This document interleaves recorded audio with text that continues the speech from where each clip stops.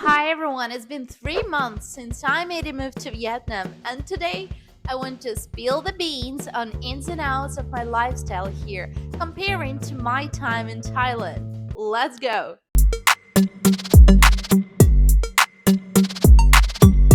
First up, the burning question many of you had, the cost of living. Yet in Vietnam, snagging a two-bedroom apartment ranges from 500 to 1,000 bucks. We landed a sweet deal at 730. This also includes cleaning service twice a week and free internet. Back in Bangkok, you could get a similar apartment, maybe even with a nice swimming pool, however, without cleaning service. Finding swimming pool in Vietnam is a little bit tricky, but on the bright side, we're lucky to have a coffee shop and a yoga studio on the ground floor. Now, as you know, we work from home, so we consume electricity like there is no tomorrow.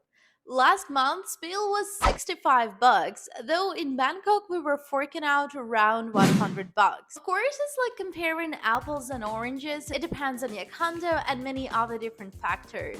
Gym prices average here around $17. You get unlimited access to workouts and group classes. The deal may swing lower or higher depending on your luck, and maybe you'll be lucky like I am to get your gym in your building. From my experience in Thailand, for the same amount of money, you can get a condo with a gym and a swimming pool, which will save you a little bit of money. Also, if you want to go cheap in Thailand, it's really easy. You can get a comfortable apartment between $200 and $300.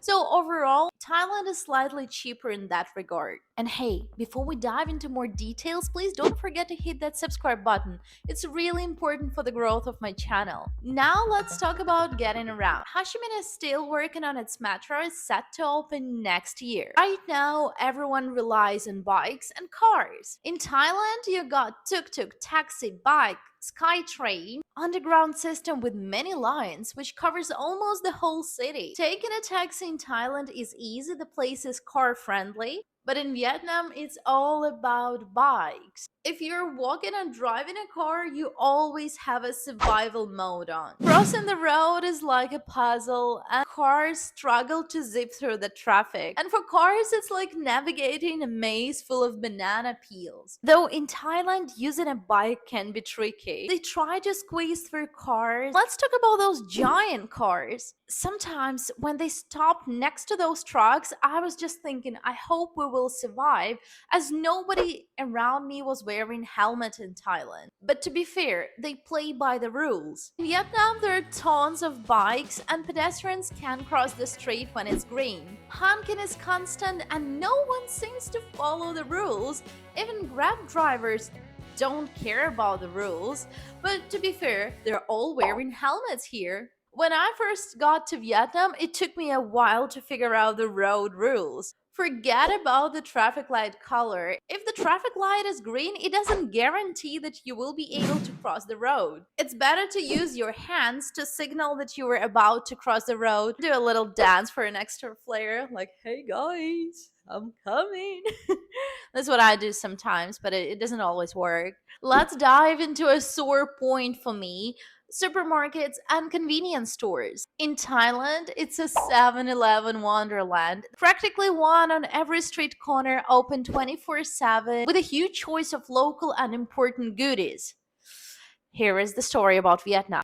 Vietnam is a different story. I'm living in this traditional district with just two convenience stores nearby. Their selection is, well, let's say it's not winning any awards. Plus, they call it a night around 8 p.m. If you're craving a midnight snack, you're hitting a road for a 2 kilometer ride to the nearest 7-Eleven. Imagine how painful it is if you don't have a bike and you have to call a Grab taxi to get a snack. This is what I have to do, or order food delivery. But when it comes to foreign flavors, Vietnam steps up its game. Pastries, baguettes are better than in France. I'm sorry if you're living in France. They got the best flavors and the price choices won't break the bank. And let's not forget the coffee. Some say it's the best coffee in the world. In Thailand, you'd have to fork out to get the same quality. Shoe shopping is another tale of two countries.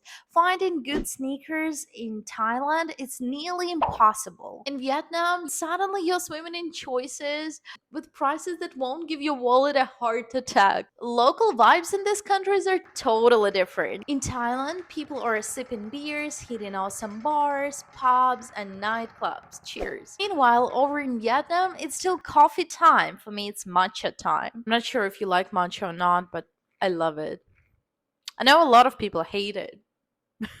That just blows my mind that most Vietnamese people drink 4 or 5 cups of coffee a day. Their last cup of coffee could be before going to bed. I mean, forget about counting sheep. Just count coffee beans. If I were having the same lifestyle, I would definitely have got a heart attack by this time. Now let's talk about being a local. Thailand has this thing. No matter how long you've been there, you're forever a tourist. Locals will treat you like a visitor even after a decade. In Vietnam, you're not a tourist, you're a part of the local scene. People treat you like a local, and the smiles, they're genuine.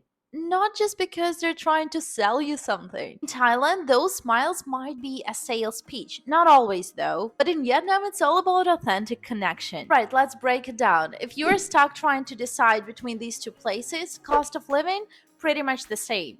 But Thailand wins with killer supermarkets, convenience stores, and nightlife. Now, Vietnam, we're talking dreamy coffee shops, mouth-watering bakeries, and shoe shopping that won't break the bank. If treating like a local is high up on your priority list, then Vietnam is your first choice. Just a heads up though, a street noise can be a bit overwhelming at first. Don't forget to hit that follow button. I'll be spilling more stories from the streets of Ho Chi Minh. See you later.